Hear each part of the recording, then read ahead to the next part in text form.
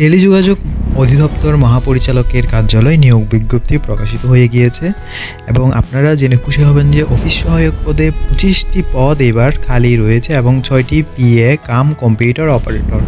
তার মানে এখানে একটা সুবর্ণ সুযোগ আছে। আপনারা যারা আবেদন করতে যাচ্ছেন পিএ কাম কম্পিউটার অপারেটর, এটি আবেদন করতে হলে শুধুমাত্র আপনার স্নাতক বা সমমানের ডিগ্রি, মাইক্রোসফট অফিস বিষয়ে প্রশিক্ষণপ্রাপ্ত এবং টাইপিং জানতে হবে।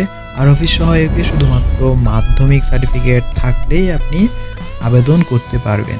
আবেদনটি সকল পদের ক্ষেত্রেই আপনাকে অবশ্যই 18 থেকে 32 বছর 1 মাস 2026 তারিখের সময় পর্যন্ত 32 বছরের মধ্যে হতে হবে। এবং আরও একটি বিষয় আপনাদেরকে শেয়ার করি, সেটি হচ্ছে 16ই মার্চ জমাদান শুরু হবে, অর্থাৎ এটি 16ই মার্চের জমাদান শুরু হবে অনলাইনে এবং এটি 16 এপ্রিল অনলাইনে আবেদন কার্যক্রমটি বন্ধ হয়ে যাবে। তো এখন আসুন এখানে কি রিকোয়ারমেন্ট আছে। অবশ্যই আবেদনকারীর বয়স কোনো অ্যাফিডেভিট গ্রহণযোগ্য হবে না। অ্যাফিডেভিট ছাড়াই আপনাদের রিয়েল বয়সটা প্রমাণ করতে হবে। সকল পদের ক্ষেত্রে বাংলা, ইংরেজি, গণিত, সাধারণ জ্ঞান বিষয়ে লিখিত পরীক্ষায় অংশগ্রহণ করতে হবে।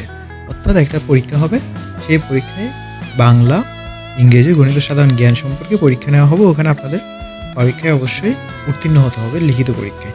এবং পিএ কাম কম্পিউটার অপারেটর পদের প্রার্থীদের লিখিত পরীক্ষা উত্তীর্ণ হওয়ার পর কম্পিউটারের টাইপিং অর্থাৎ তাদের যে মুদ্রাক্ষরে ব্যবহারিক পরীক্ষায়ও উত্তীর্ণ হতে হবে। এবং মৌখিক পরীক্ষার সময় সকল প্রকার মূল কপি এবং ডাউনলোডকৃত অ্যাপ্লিক্যান্ট কপি প্রদর্শন করতে হবে। এটি প্রত্যেকটা সার্টিফিকেট দেখাতে হয়। লিখিত মৌখিক পরীক্ষা অংশগ্রহণের জন্য কোনো ভাতা প্রদান করা হবে না, এটি সচরাচর সবগুলো থাকে। তো এই আবেদনটি আপনারা অনলাইনের মাধ্যমে করার পর অনলাইনে আবেদন দিলে আপনাদেরকে একটি ইউজার আইডি দেওয়া হবে। এই ইউজার আইডিটি আপনাদের এসএমএসের মাধ্যমে একটা ফি প্রদান করতে হবে। অর্থাৎ আপনারা যারা 1 নম্বর পদের জন্য আবেদন করবেন তাদের 112 টাকা এবং যারা 2 নম্বর পদের জন্য তাদের 56 টাকা। তাও আবেদন করার পর আপনাদেরকে একটি পিন এবং হচ্ছে ইউজার আইডি, দুটা ক্রেডেনশিয়াল দেওয়া হবে, নেম, ইউজার আইডি এবং হচ্ছে পাসওয়ার্ড।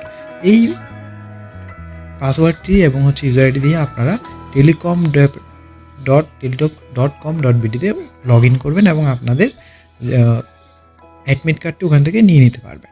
তো গাইস, আপনারা যারা আবেদন করেননি খুব দ্রুত আবেদন করে ফেলুন এবং আপনারা অবশ্যই সকল ধরনের সার্টিফিকেট, চারিত্রিক সনদপত্র সব কিছু অবশ্যই সত্যায়িত করে নেবেন। কারণ এখানে এই যে পাত্রী জাতীয়তা পরিচয়পত্র, জন্ম সনদ এর সত্যায়িত অনুলিপি, অর্থাৎ মোটামুটি আপনাদের যাবতীয় ডকুমেন্ট সবগুলো সত্যায়িত করে আপনাদেরকে এই পরীক্ষায় অংশগ্রহণ করতে হবে।